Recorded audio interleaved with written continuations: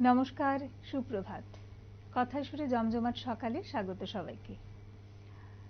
প্রখর তপন তাপে আকাশ তৃষায় কাঁপে, বায়ু করে হাহাকার। রবি ঠাকুরের এই লাইনটাই প্রথম মনে এলো। সকাল সকাল থেকে আমরা দেখছি একেবারে খুব দাবদাহ চলছে এবং সমস্ত প্রকৃতি, প্রাণীকুল সবেতেই যেন হাহাকার। যাই হোক, তবু আমাদের চলতে হবে। সকালটা থাকবো আমরা কবিতা নিয়ে এবং কবিতা শুনে কিছুটা গরম থেকে রেহাই পাওয়া যায় কিনা দেখি। গান কবিতা শুনে সকালটা আমরা শুরু করি। আর এই ফাঁকে কিছুটা এই যে আমাদের প্রাকৃতিক দুর্যোগ চলতে থাকে, কখনো খুব বৃষ্টি, কখনো খুব গরম, এরপরেও আমরা কিন্তু এই সময়টা থাকি গান কবিতা নিয়ে। আজকেও ঠিক তেমনি থাকবো কবিতা নিয়ে। বিভিন্ন কবিদের কবিতা শুনে কিছুটা সময় ভালো কাটাতে চাই এবং আপনাদেরও এই সময়টা ভালো কাটবে, এটা আমাদের প্রত্যাশা থাকে। চলুন পরিচিত হই কারা আছে আমাদের সঙ্গে আজকে। আছে ইপ্সিতা দেব, নমস্কার। নমস্কার। সুপ্রভাত। সুপ্রভাত। আছে স্নিগ্ধা দেব সরকার, নমস্কার। সুপ্রভাত। কেমন লাগছে বলো আগে সকাল সকালটা? খুবই ভালো। খুব গরম না খুব ঠান্ডা? খুবই গরম, ভীষণ গরম, তাই না? ঠান্ডার সঙ্গে যোগাযোগ নেই আমাদের, একদমই না। ঠিক আছেন আমাদের সঙ্গে অলোকেশ চক্রবর্তী কিবোর্ডে। সুপ্রভাত। আমরা শুনবো কবিতা। কার কাছ থেকে শুনবো? স্নিগ্ধার কাছ থেকে না ইপ্সিতার কাছ থেকে? প্রথমে আমি করছি। চলো, ঠিক আছে। কবিগুরু রবীন্দ্রনাথ ঠাকুরের একটি কবিতা করছি, জন্মান্তর। নমস্কার। কবিগুরু রবীন্দ্রনাথ ঠাকুরের জন্মান্তর। আমি ছেড়েই দিতে রাজি আছি সুসভ্যতার আলোক। আমি চাই না হতে নববঙ্গে নবযুগের চালক। আমি নাইবা গেলেম বিলাত, নাইবা পেলেম রাজার খিলাত, যদি পর জন্মে বাইরে হতে ব্রজের রাখাল বালক, তবে নিভিয়ে দেব নিজের ঘরে সুসভ্যতার আলোক। যারা নিত্য কেবল ধেনু চড়ায় বংশী বটের তলে, যারা গুঞ্জা ফুলের মালা গেথে পরে পরায় গলে, যারা বৃন্দাবনের বনে সদাই শ্যামের বাঁশি শোনে, যারা যমুনাতে ঝাঁপিয়ে পড়ে শীতল কালো জলে, যারা নিত্য কেবল ধেনু চড়ায় বংশী বটের তলে। ওরে বিহান হলো জাগরে ভাই, তাকে পরস্পরে। ওরে ওই যে দধি মন্থ ধ্বনি উঠল ঘরে ঘরে। হেরো মাঠের পথে ধেনু চলে ওরে গোখর রেণু, হেরো আঙিনাতে ব্রজের বধূ দুগ্ধ দোহন করে। ওরে বিহান হলো জাগরে ভাই, তাকে পরস্পরে। ওরে শাওন মেঘের ছায়া পড়ে কালো তমাল মূলে, ওরে এপার ওপার আধার হলো কালিন্দের কোলে। ঘাটে গোপাঙ্গনা ডরে কাঁপে খেয়া তরির পরে, হেরো কুঞ্জ বনে নাচে ময়ূর কলাপ খানি তুলে। ওরে শাওন মেঘের ছায়া পড়ে কালো তমাল মূলে। মোরা নবনবীন ফাগুন রাতে নীল নদীর তীরে, কোথা যাব চলে অশোক বনে শিখি পুচ্ছ শিরে। যবে দোলার ফুল রসে দিবে নিপ শাখায় কষে, যবে দক্ষিণ বাই বাঁশির ধ্বনি উঠবে আকাশ ঘিরে, মোরা রাখাল মিলে করব মেলা নীল নদীর তীরে। আমি হব না ভাই নববঙ্গে নবযুগের চালক, আমি জ্বালাবো না আধার দেশে সুসভ্যতার আলোক। যদি ননি ছানার গায়ে কোথাও অশোক নিপের ছায়ে, আমি কোনো জন্মে পারি হতে ব্রজের গোপ বালক। তবে চাই না হতে নববঙ্গে নবযুগের চালক। ধন্যবাদ। একেবারে রবি ঠাকুরের কথায় বলতে আমারও ইচ্ছে করছে, এবং আমার মনে হয় সবারই ইচ্ছে করছে যে একেবারে চাই না হতে নববঙ্গে নবযুগের চালক। আমাদের গ্রাম ভালো, আমাদের সেই তমাল ছায়া ভালো, বটের ছায়া ভালো। সত্যি এত গরম পড়েছে, এই ধরনের সেই তমাল ছায়া কিংবা বটের ছায়া যেতে খুব মন চায় আমাদের সকলের। পাশে নদী বইবে, ঝাঁপিয়ে পড়বো নদীতে, সাঁতার কাটবো, তাই না? হ্যাঁ ঠিক। তোমার বাড়ির পাশে নদী আছে? না, নেই? না, সাঁতার জানো? সাঁতার না। তাহলে তো আর কি করে ঝাঁপাবে, তাহলে আর কি করে ঝাঁপানো হবে, তাহলে হবে না। যাই হোক, এবার স্নিগ্ধার কাছে যাব। আমার আজকে প্রথম কবিতা কবি সুবোধ সরকারের আমি কৃষ্ণকলি মাহাতো। আমি কৃষ্ণকলি মাহাতো, MA PhD। আমার গা অমাবস্যা, আমার চুল মেষ পালকের ফাল্গুন, আমার পিঠ সাঁওতাল পরগনা, আমার দুটো থাই, একটা বাঁকুড়া একটা পুরুলিয়া। আমি গড়িয়াহাটার মেয়েদের মতো আরশোলা দেখে ভয়ে পালিয়ে আসি না। বোমায় বাঁ হাতুড়ে যাওয়া বাবা কতবার আমার বই পড়িয়ে দিয়েছে, কতবার আমার দুঃখী মা বলেছে মেয়েদের বড় হতে নেই। মা, আমি ইউরোপ থেকে ডাক পেয়েছি, এই দেখো ইমেল, দলিত সম্মেলনে আমি পেপার পড়তে চলেছি। মা, আমি তোমার কৃষ্ণকলি মাহাতো, MA PhD। আমি যার কাছে PhD করতাম সেই প্রফেসর আমাকে রায়চকে নিয়ে যেতে চাইলেন। আমি বললাম, কেন রায়চকে কেন? উনি বললেন, রায়চকে না গেলে PhD পূর্ণ হয় না। আমি বললাম, কেন? আমি আপনার ফ্ল্যাটে যেতে পারি। উনি আঁতকে উঠে বললেন, না না, আমার বাড়ি না। আমার PhD 1 বছর পিছিয়ে গেল। আমি ফোন করলাম, স্যার আমি রায়চকে যাব। হোটেলের ঘরে তিনি আমার মুকুট মণিপুরে হাত দিলেন, আমার সাঁওতাল পরগনার হুক খুলে ফেললেন, হাঁ হয়ে দেখতে থাকলেন আমার বাঁকুড়া আমার পুরুলিয়া। আমার 2 অগ্নিগোলকের কাছে মুখ নিয়ে এলেন, তখনই চিৎকার, আগুন আগুন আগুন। আমি পারবো না। সেদিন আমার প্রফেসর আমাকে ফেলে পালিয়ে গেলেন। আমি কৃষ্ণকলি মাহাতো, MA PhD। কত কষ্ট করে, কত অপমান সহ্য করে জঙ্গলে রাত জেগে বই পড়ে আমি এখানে এসেছি। কেউ আমাকে জায়গা ছেড়ে দেয়নি, কেউ কাউকে জায়গা ছেড়ে দেয় না, না পুরুলিয়ায় না কলকাতায়। মা, আমি চেকিং করে ভেতরে এলাম। মা, আমি ইমিগ্রেশনে দাঁড়িয়ে। বাবাকে দেখে রেখো, মানুষটার একটা হাত নেই। অফিসার আমার নাম উচ্চারণ করলেন, কৃষ্ণকলির মাহাতো। আমি বিমানের সিঁড়ি দিয়ে উঠছি মা, বিমান সেবিকা আমাকে ম্যাডাম বলল, আমাকে আমার নাম্বারে নিয়ে গিয়ে বসালো। আমি সিট বেল্ট বেঁধে ফেললাম। প্লেন রানওয়ে ধরে দৌড়তে শুরু করেছে। দৌড় দৌড় দৌড়, কি গতি, কি তেজ, কি আওয়াজ। আমার মনে হলো বিমান রানওয়ে ধরে দৌড়চ্ছে না, দৌড়চ্ছি আমি আমি আমি আমি কৃষ্ণকলি মাহাতো, MA PhD। আমি কৃষ্ণকলি মাহাতো। বেশ। স্নিগ্ধা, বলো, গরমে কেমন মানে কাটছে? গরমে আমাদের পয়লা বৈশাখ গেল, তারপর থেকেই আমাদের গরম বেড়েই চলেছে আর কি। মানে এবারের গরমটা যেমন অস্বাভাবিক বেড়েই চলেছে, ভীষণ ভীষণ।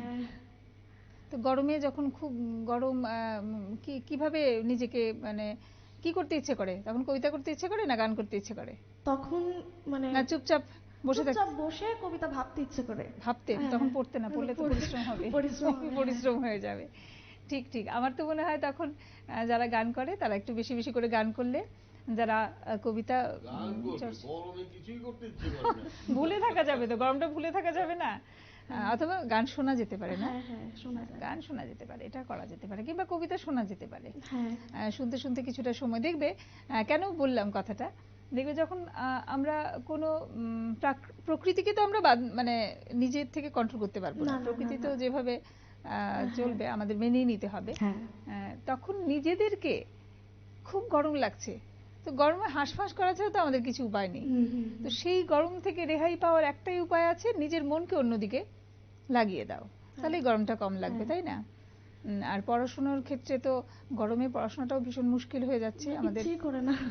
একদম একদম ঠিক। আবার ইপসিতার কাছে যাব, কি শোনাবে? আমি এখন কবি অরুণ কুমার চক্রবর্তীর লেখা একটি আঞ্চলিক কবিতা রবি ঠাকুর পেন নাম হয়, এটা দিয়ে শুরু করছি। সামনেই 25শে বৈশাখ, তাই রবি ঠাকুর পেন নাম হতেই পারে, খুব ভালো কবিতা একটা। চলো। নমস্কার। কবি অরুণ কুমার চক্রবর্তীর রবি ঠাকুর পেন নাম হই। ও রবি ঠাকুর হে তোকে ই বসে খেয়ে গ্রামে নিয়ে যাব, শহরে তোকে লাচায় কোদায় ব্রিজ বানিয়ে শোয়া করায়, রাস্তা বানিয়ে রোদে পুরায়, সি যাত না আর না সহিব। ও রবি ঠাকুর হে তোকে ই বসে খেয়ে গ্রামে নিয়ে যাব, গ্রামে দুয়ার লাগবে কে ভালো, মানুষ মোরা কালো কালো, মাটির উঠান ঘরকে চলো, শহর পানে আর যেতে নাই দিব। ও রবি ঠাকুর হে তোকে বসে খেয়ে গ্রামে নিয়ে যাব, তোকে সাহস দিব, পিড়িতে দিব, কাঁঠাল পিড়ি পেইতে দিব, খিজিং ঘিনা মাদল দিব, করম ফুলের মালা দিব, সিগুন ফুলের টুপুর দিব, শালমূলের ছায়া দিব। ঠাকুর পেন নাম হই কোনো কথা আর না শুনব। ও রবি ঠাকুর হে তোকে বসে খেয়ে গ্রামে নিয়ে যাব। বাহ, সেই গ্রামে যাওয়ার আহ্বান, তাই না? হ্যাঁ রবি ঠাকুরকেও গ্রামে নিয়ে যাওয়ার আহ্বান। আসলে রবি ঠাকুর আমাদের সকলের কাছে, মানে এক একজনের কাছে এক এক রকম, এক এক ভাবে আমরা তাকে দেখি। কেউ, কারো কাছে বন্ধু তিনি, কারো কাছে একেবারে ঈশ্বর, কারো কাছে পিতা, সখা, বিভিন্ন রূপে আমরা তাকে দেখি। আমাদের ছোটবেলাটায় না বৈশাখ মাসে, মানে 25শে বৈশাখটা একরকম কাটতো। স্কুলের অনুষ্ঠান হতো বা পাড়ার ক্লাবে, এবং আমার যেটা খুব মনে পড়ে আর কি, বৈশাখ মাস এলেই তখন কিছু কিছু ফুল খুব ফুটতো, যেমন গন্ধরাজ, হ্যাঁ হ্যাঁ মালতী এবং চাঁপা, বকুল, এগুলি ফোটে এই সময়টায়। এবং এই ফুলগুলো দিয়ে আমরা রবি ঠাকুরের ছবি সাজাতাম, অনুষ্ঠানের যেখানে অনুষ্ঠান হতো সেই জায়গাটা সাজানো হতো। কিন্তু এখন কিন্তু একটু পাল্টে গেছে, এখন বড় বড় অনুষ্ঠান হয় ঠিক, কিন্তু এই ফুলের গন্ধটা আর পাই না। ওই যে রবি ঠাকুরের 25শে বৈশাখের সঙ্গে কিছু কিছু বিশেষ বিশেষ ফুলের একটা সম্পর্ক ছিল, সেই ফুলগুলো সঙ্গে এখন ঠিক আর।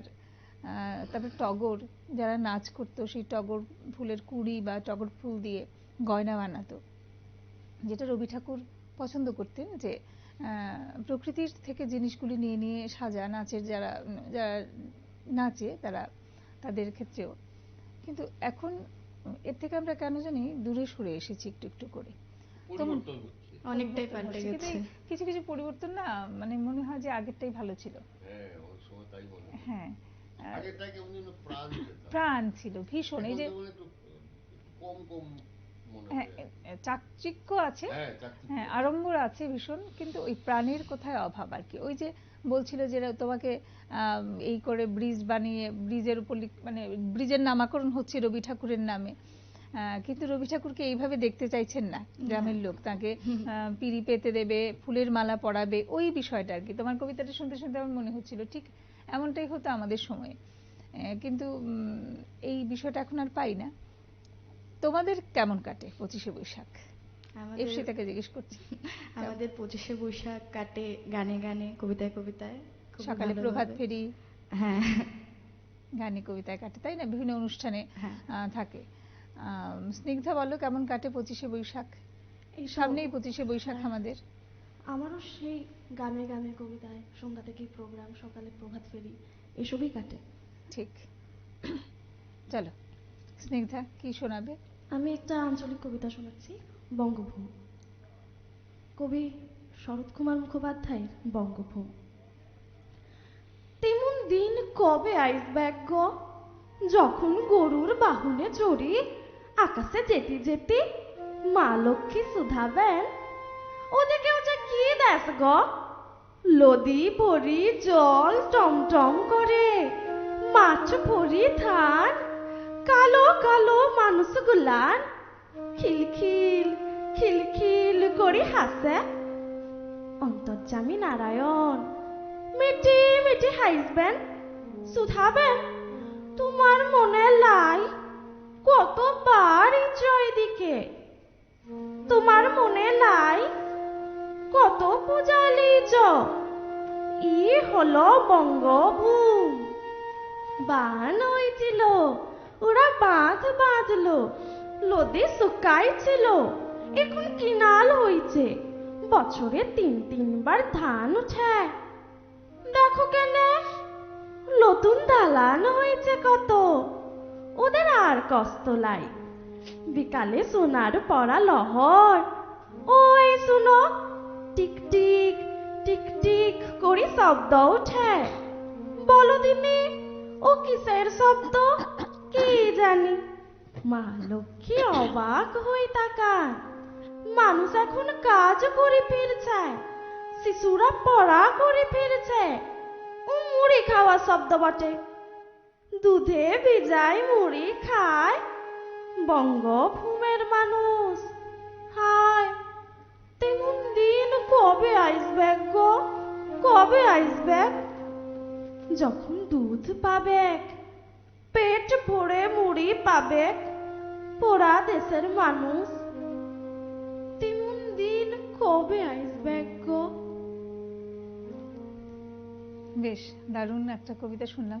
আচ্ছা, এখানে মুড়ির কথা হচ্ছিল তাই না? হ্যাঁ হ্যাঁ আমাদের বাঙালিদের একটা ভালো খাবার কিন্তু মুড়ি। হ্যাঁ খাও, খাওয়া হ্যাঁ, হয়? সত্যি কথা? হ্যাঁ, আমার তো মনে হয় না সত্যি সকাল সন্ধে আমরা খেয়েছি, তোমরা খাও বলে তো আমার মনে হয় না। রেগুলার বেসিসে না হয়, পাকে পাকে চলে। আচ্ছা আচ্ছা, যাক। আমি ভাবছি কোন দিন শুনবো, মানে মুড়িটা তো মানে উঠেই যাচ্ছে না, কিন্তু খুব একটা মজাদার খাওয়ার আমাদের মুড়ি, মুড়ি মাখা। খইটা কমে গেছে, হ্যাঁ। আর খইটা তো ভাজা টাজার ব্যাপার ট্যাপার আছে, একটু বিশেষ বিশেষ দিনে খাওয়া হয়, ওই তো চৈত্র সংক্রান্তি টংক্রান্তি ওইসব দিনে খাওয়া হয়। তবে মুড়িরও প্রচলন কমে যাচ্ছে। এই যে এখানে ছিল না দুধ মুড়ি, দুধ মুড়িটা একটা সময় না মানে প্রতি ঘরের একটা খাওয়ার ছিল আর কি। আমাদের ফাস্ট ফুডের চিন্তা ছিল না, ছিলই না, এরকম দোকান ছিল না। ফলে দুধ মুড়ি কিংবা দুধ চিড়ে কিংবা দুধ খই এগুলিই ছিল আমাদের বাঙালিদের প্রধান উপকরণ সব সকাল সন্ধে। হ্যাঁ, খেয়ে না, সকাল সন্ধে তো এটাই চলতো তাই না? কিন্তু এখন যুগ পাল্টে গেছে, এখন তো আমরা সমস্ত সবাই অন্য কিছুতে আকৃষ্ট হচ্ছি। তবে আবার আবার ওই যে যেটা বলার আর কি, আবার ওইগুলিতেই আমাদের ফিরে যাওয়া দরকার। কারণ আমরা যেগুলি চটজলদি যে ফাস্ট ফুডের দিকে এগোচ্ছি বা এত হারে খাই, এতে তো ভালো হচ্ছে না। এটার রেজাল্ট আমরা পেতে শুরু করে দিয়েছি যে খুব কম বয়সে অনেকের হার্টের প্রবলেম হচ্ছে, বিভিন্ন কিছুর প্রবলেম হচ্ছে। তো ওই জায়গাটা আবার আমাদের ফিরে যেতে হবে মনে হয়, তাই না? ঠিক তো? ঠিক ঠিক হবে তো? হ্যাঁ নিশ্চয়ই, আমরা খাই তো। বলছো কিন্তু, বলছো কিন্তু, ক্যামেরা মাও শুনছে বাবাও শুনছে কিন্তু, যে ফাস্টফুড কম খাবো আর মুড়ি চিড়ে খাবো বেশি, হ্যাঁ বলছো? হ্যাঁ, ঠিক ঠিক ঠিক, মা শুনে রাখলো কিন্তু, মারও কাজটা কমে যাবে, বানাতে হবে না বসে বসে অনেক কিছু, বাস চিড়ে মুড়ি ঘরে থাকলেই হলো। চলো আবার কবিতা শুনি। আমি এখন কবি জীবনানন্দ দাশের একটি বাংলার অপরূপ সৌন্দর্যের বর্ণনা যুক্ত একটি কবিতা করছি। নমস্কার। কবি জীবনানন্দ দাশের বাংলার মুখ আমি দেখে আছি। বাংলার মুখ আমি দেখে আছি, তাই আমি পৃথিবীর রূপ খুঁজিতে যাই না আর। অন্ধকারে জেগে উঠে ডুমুরের গাছে চেয়ে দেখে ছাতার মতন বড় পাতাটির নিচে বসে আছে ভোরের দোয়েল পাখি। চারিদিকে চেয়ে দেখি পল্লবের স্তূপ, জাম, বট, কাঁঠালের, হিজলের, অশ্বত্থের। করে আছি চুপ। ফণি মনসার ঝোপে সটি বনে তাহাদের ছায়া পড়িয়াছে। মধুকর ডিঙা থেকে না জানি সে কবে চাঁদ চম্পার কাছে এমনি হিজল, বট, তমালের নীল ছায়া বাংলার অপরূপ রূপ দেখেছিল। বেহুলাও একদিন গাঙুরের জলে ভেলা নিয়ে, কৃষ্ণা দ্বাদশীর জ্যোৎস্না যখন মরিয়া গেছে নদীর চড়ায়, সোনালি ধানের পাশে অসংখ্য অশথ বট দেখেছিল। হায়, শ্যামার নরম গান শুনেছিল। একদিন অমরায় গিয়ে ছিন্ন খঞ্জনার মতো যখন সে নেচেছিল ইন্দ্রের সভায়, বাংলার নদী, মাঠ, ফাট ফুল ঘুঙুরের মতো তার কেঁদেছিল পায়। বাহ, জীবনানন্দ দাশ মানেই একটা বাংলার চিত্র আমাদের চোখের সামনে ফুটে ওঠে, তাই না? এই যে এত সব গাছের নাম আমরা আমরা কি জানি? বই পড়ে পড়ে জানা হচ্ছে, কবিতা পড়ে পড়ে, তাই না? এত একেবারে মনে হয় যে গ্রামের একটা গ্রাম বাংলার একটা চিত্র আমাদের সামনে ফুটে উঠেছে। ভীষণ ভালো একটা কবিতা পড়লে। স্নিগ্ধা কি শোনাবে? তারপর আমরা চলে যাব একটা বিজ্ঞাপন বিরতিতে, স্নিগ্ধার কবিতাটা শুনি। আমার এবারের কবিতা সৃজা ঘোষের বছর চারেক পর। মাইকটা নিয়ে নিও। দেখা হলো বছর চারেক পর, তুই এখন অন্য কারোর বর, অন্য কারোর ঘর। এখন অনেক হালকা রঙের শার্ট, ঠোঁটের নিচে চুম্বকটাও নেই। ভিড়ের মাঝে দেখতে পেলাম তোকে, দাঁড়িয়ে গেলাম বিপদ পাড়াতে। এখন অনেক শান্ত হয়েছিস, রকচটা সেই চোখ দুটো সংসারে। বছর চারেক পরে আবার দেখা, মুখ ঠেকেছে কাঙ্ক্ষিত চাঁদতারি। এখন অনেক বুঝতে পারিস বুঝি, আমার প্রিয় গন্ধটা আর মাখিস। আমার মতো সেও কি অভিমানী, চুল খুলে দেয়, লাল টিপ সেও পরে। আচ্ছা, অমন চোখ কি পোহায় কে তোর? কেই বা এখন মিথ্যে নালিশ করে। নেভি ব্লুটা ছাড়াও তো শার্ট পরিস, আমার বেলায় রাজি হতিস না যে। এখনো বাংলা ছবি দেখিস নাকি আজল আতেল ছবি বাজে? ফুটবল হাত পা কাটিস নাকি? ভাল লাগে আর কাব্য করা মেয়ে? নতুন মানুষ দিব্যি রেখেছে তো, কখনো তার জন্য বলিস আরে কাবাবাজো অমন ভালোবাসিস, মাংস খেকো নামকে দিতাম সাথে। আজকে দেখি ভিড়ের মাঝে তোকে সত্যিগুলো বলতে কেমন বাঁধে। সেও কি খুব তুই পাগলি মেয়ে, চশমা পরে, কথায় কথায় কাঁদে?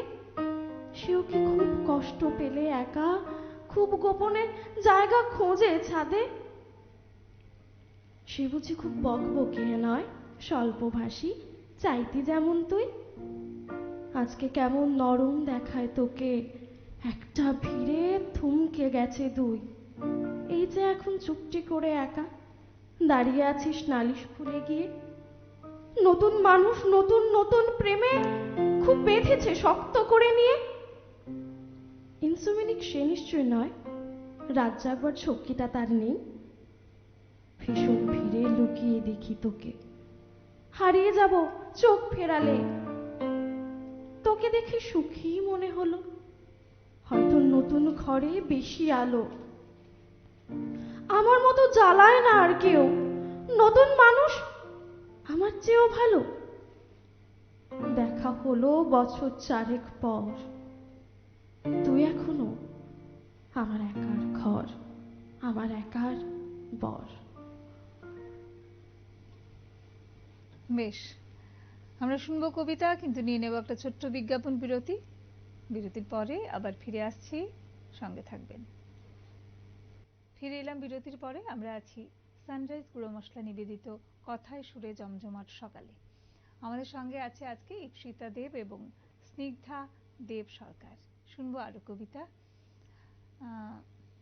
স্নিগ্ধা শোনাবে না ইপ্সিতা? কে? আমি শোনাচ্ছি। আচ্ছা, নমস্কার। কবি কৃষ্ণা বসুর ভরা বর্ষার গান। বেশ, প্রচন্ড দাবদাহ চলছে, ভরা বর্ষার গান শুনতে একেবারে আমরা রাজি। মানে মনে মনে ভেবে নেব বর্ষা চলছে, তাই না? ঠিক আছে, চলো।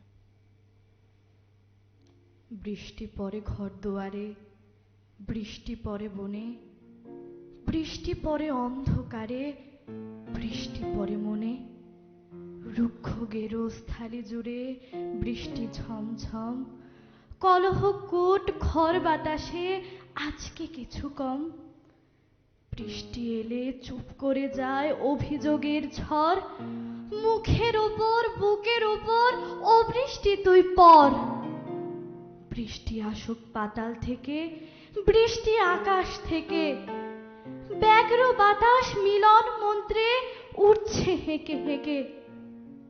বৃষ্টি এলো খরা পোড়ায়, বৃষ্টি এলো আজ, আকাশ জুড়ে বঙ্গে মাতে বিদ্যুৎ আর বাজ। বৃষ্টি এসে উঠোন ভাষায়, বৃষ্টি বাগান চাটে, উপবাসী বসুমতির ঠোঁট দুখানি ফাটে।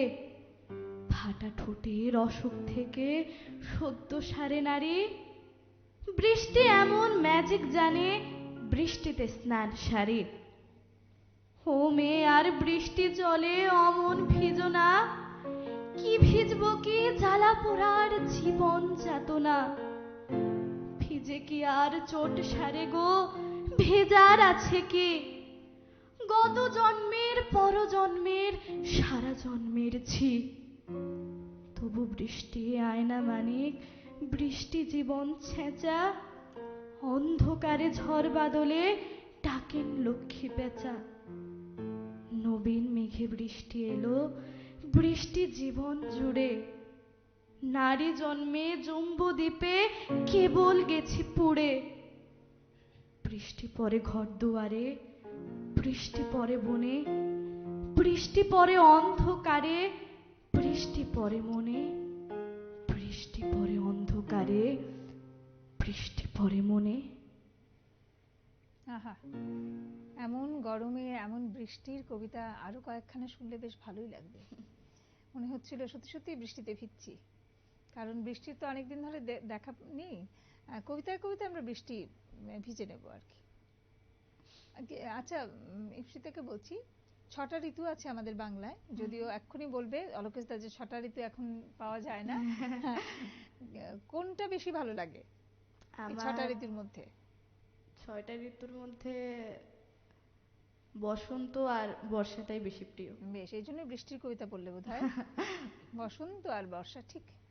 এটা বসন্ত তো সকলের প্রিয় হয়, তাই না? বর্ষা কারো কারোর প্রিয়, কারোর কারোর প্রিয় না হতে পারে। মাঝে মধ্যে আর কি। আর যখন এই ধরনের দাবদাহ চলে, এই ধরনের গরম হয়, তখন আমাদের মনে হয় বর্ষাটা খুব প্রিয়, বর্ষা আসুক বর্ষা আসুক, তাই না? আবার যখন বর্ষায় বন্যা হয়ে যায় তখন কিন্তু আর ভালো লাগে না। ঠিক। চলো, স্নিগ্ধা কি শোনাবে? কবি সুদীপ ভট্টাচার্যের অঞ্জলি। অঞ্জলি। হ্যাঁ।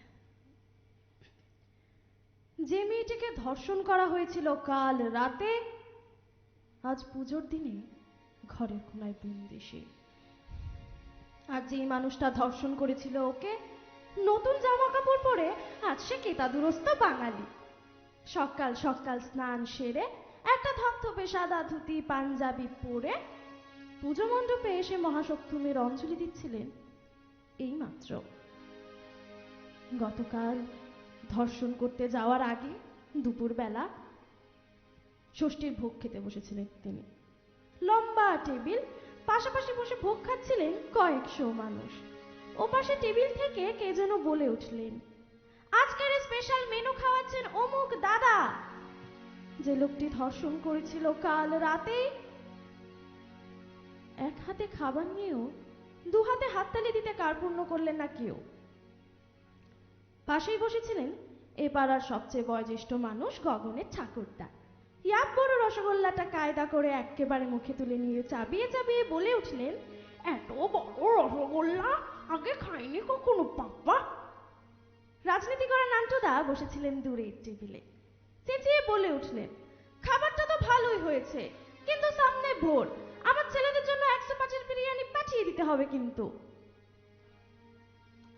যে লোকটি ধর্ষণ করেছিল কাল কিছুক্ষণ আগেই পুজো প্যান্ডেলে খাবার টেবিলে বসে তৃপ্তির হাসি হাসছিলেন তিনি। যে মেয়েটিকে ধর্ষণ করা হয়েছিল কাল রাতে আজ ঘরের কোনায় লজ্জায় বসে আছে সে। বাড়িতে জানিয়েছিল সব কথা। মা বলেছেন, চুপ, দোষটা তোর, অমন সেজে গুজে থাকিস কেন তুই? মেয়েটি ভয় পেতে শুরু করে। জঙ্গল বাইরে, ঘরের মধ্যেও তাই। যে মেয়েটির আজ নতুন জামা পরে প্যান্ডেলে প্যান্ডেলে ঘুরে বেরোনোর কথা, ঘরের কোনায় চুপটি করে বসে রয়েছে সে, একা, ভীষণ একা। বেজে উঠল ঢাক, দামি সাউন্ড বক্সে ভেসে এলো সপ্তমীর অঞ্জলির মন্ত্র। যে লোকটি ধর্ষণ করেছিল কাল রাতে আজ তার হাতেও অঞ্জলির ফুল। কি ভীষণ স্বাভাবিক লোকটা। আর মেয়েটি চুপটি করে কেঁদেই চলেছে ঘরের কোনায়, কেঁদেই চলেছে। চারপাশের অনেকের আওয়াজের মধ্যেও মেয়েটির কানে এসে পৌঁছায় সপ্তমীর অঞ্জলির মন্ত্র। সংগ্রামে বিজয়াং দেহি, ধনাং দেহি সদা গৃহে। মেয়েটি কেমন যেন হয়ে যায়। এতক্ষণ কাঁদছিল সে, এবার চোখ মুছে ফেলে দুহাত দিয়ে। তখনও মন্ত্র ভেসে আসছে, আবিস্ময় হয়ে রয়েছে চারিপাশ। সর্বমঙ্গল্য মঙ্গল্যে শিবে সর্বার্থ সাধিকে শরণ্যে ত্র্যম্বকে গৌরী নারায়ণী নমস্তুতে। মেয়েটির কি হলো হঠাৎ করে কে জানে? অঞ্জলির উচ্চারণে কি ম্যাজিক বা লুকিয়ে আছে কে জানে? যে মেয়েটিকে ধর্ষণ করা হয়েছিল কাল রাতে, যে মেয়েটি ঘরের কোনায় লুকিয়েছিল রক্ত মাখা শরীরে, যে মেয়েটি কেঁদেই যাচ্ছিল আজ সকাল থেকে, কেঁদেই যাচ্ছিল, এই প্রথম সে উঠে দাঁড়ালো। এত জোর পেল কোথা থেকে মেয়েটি? এগিয়ে চলেছে সেই মেয়েটি যাকে ধর্ষণ করা হয়েছিল কাল, এগিয়ে চলেছে পুজো মণ্ডপের দিকে, যেখানে নিশ্চিন্তে সকলের সঙ্গে হাসি হাসি মুখ করে অঞ্জলি দিচ্ছে সেই পুরুষটি যিনি গতকাল রাতে ধর্ষণ করেছিলেন একটা নিরীহ মেয়েকে। আহা, কি অপূর্ব এ দৃশ্যপট! যে অত্যাচারিত তার মুখে ক্লান্তি, যিনি ধর্ষক তার মুখে শান্তি। মেয়েটি এগিয়ে চলেছে সামনের দিকে, চোখ তার স্থির, দৃঢ়তার মুঠি। মেয়েটির বাড়ি থেকে প্যান্ডেল মাত্র এই কয়েক পা। মেয়েটি সোজা পৌঁছে গেল দুর্গা মূর্তির কাছে। সামনে অগুন্তি মানুষের ভিড়, সবাই অঞ্জলি দিতে ব্যস্ত। দুর্গার হাত থেকে ত্রিশূল তুলে নিল সে, এগিয়ে যেতে থাকলো সেই সাদা ধপধপে লোকটির দিকে, কাল রাতে ধর্ষণ করেছিলেন যিনি।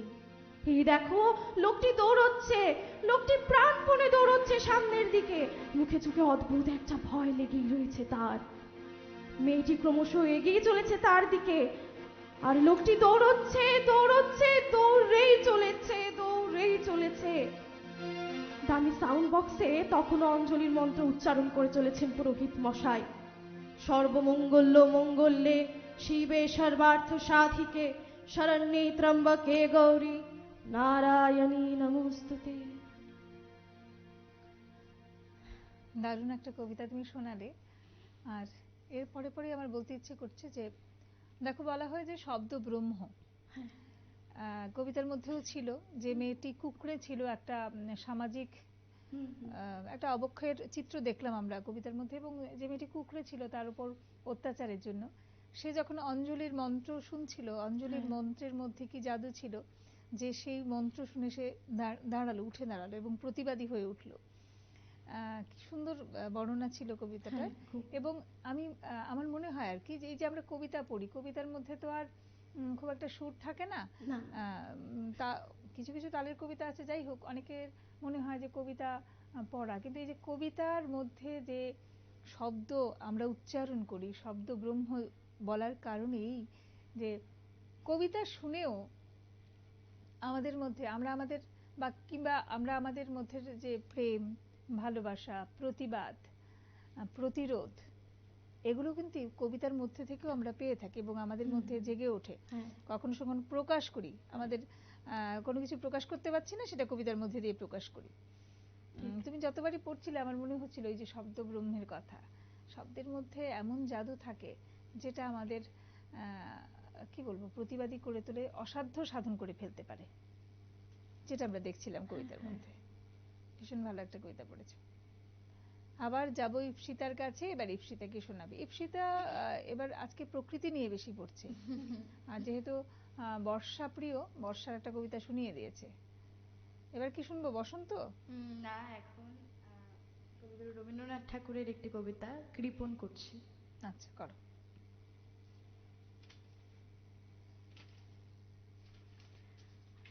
আমি ভিক্ষা করে ফিরতেছিলাম গ্রামের পথে পথে, তুমি তখন চলেছিলে তোমার স্বর্ণরথে। অপূর্ব এক স্বপ্ন সম লাগতেছিল চোখে মম। কি বিচিত্র শোভা তোমার, কি বিচিত্র সাজ। আমি মনে ভাবতেছিলাম, এ কোন মহারাজ? আজ শুভক্ষণে রাত পোহালো। ভেবেছিলেন তবে আজ আমারে দাঁড়ে দাঁড়ে ফিরতে নাহি হবে। বাহির হতে নাহি হতে কাহার দেখা পেলেম পথে। চলিতে রথ ধনুধান্য ছড়াবে দুই ধারে। মুঠা মুঠা কুড়িয়ে নেব, নেব ভারে ভারে।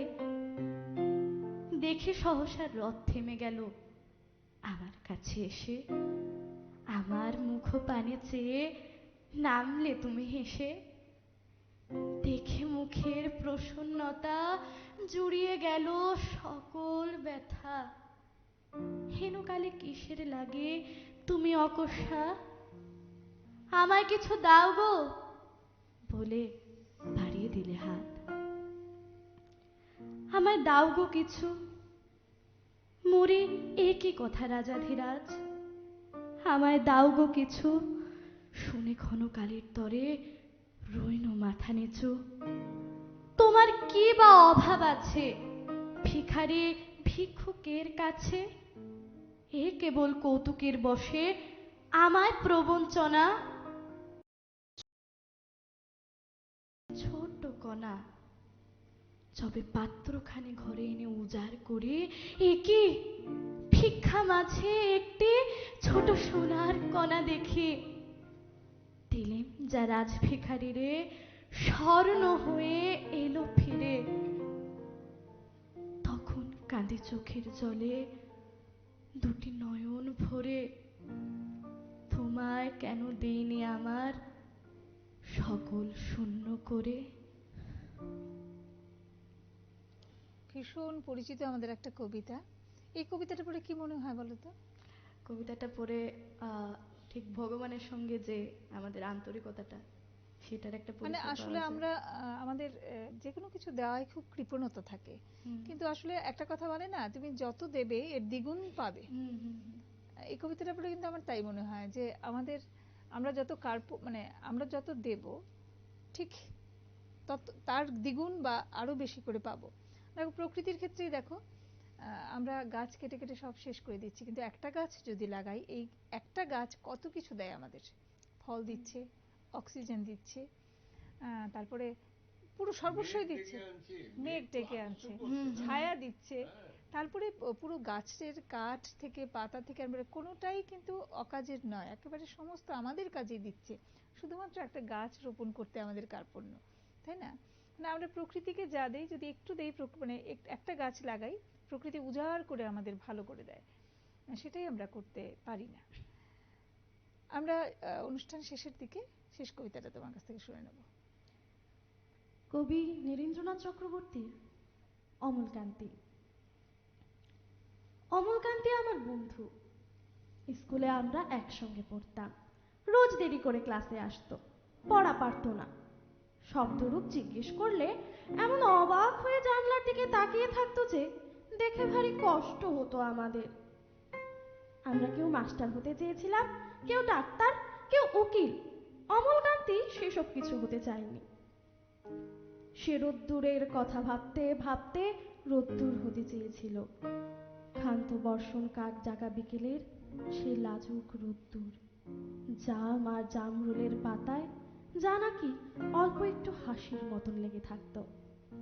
আমরা কেউ মাস্টার হয়েছি, কেউ ডাক্তার, কেউ উকিল। অমলকান্তি রোদ্দুর হতে পারেনি। সে এখন অন্ধকার একটা ছাপাখানায় কাজ করে। মাঝে মধ্যে আমার সঙ্গে দেখা করতে আসে, চা খায়, এটা ওটা গল্প করে, তারপর বলে উঠি তাহলে। আমি ওকে দরজা পর্যন্ত এগিয়ে দিয়ে আসি। আমাদের মধ্যে যে এখন মাস্টারি করে, অনায়াসে সে ডাক্তার হতে পারত। যে ডাক্তার হতে চেয়েছিল, উকিল হলে তার এমন কিছু ক্ষতি হতো না। অথচ সকলেরই ইচ্ছে পূরণ হলো, এক অমলকান্তি ছাড়া। অমলকান্তি রোদ্দুর হতে পারেনি। সেই অমলকান্তি রোদ্দুরের কথা ভাবতে ভাবতে যে একদিন রোদ্দুর হতে চেয়েছিল। ধন্যবাদ। অসংখ্য ধন্যবাদ তোমাদের দুজনকেই। ইপ্সিতা এবং স্নিগ্ধা আমাদের সঙ্গে ছিল আজকে। আমরা অনেক কবিতা শুনলাম এবং এভাবেই মাঝে মধ্যে এসে এসে কবিতা শোনাবে। ছিলেন আমাদের সঙ্গে আলোকেশ দা। আপনারা দেখেন যে প্রতিদিনই আমরা ঠিক এই সময়টা থাকি গান কবিতা নিয়ে। আজকেও তেমনি ছিলাম। আজকের আমাদের অনুষ্ঠান এখানেই শেষ করব। আমাদের পাশে থাকবেন, আমাদের অনুষ্ঠান দেখতে থাকবেন। নমস্কার।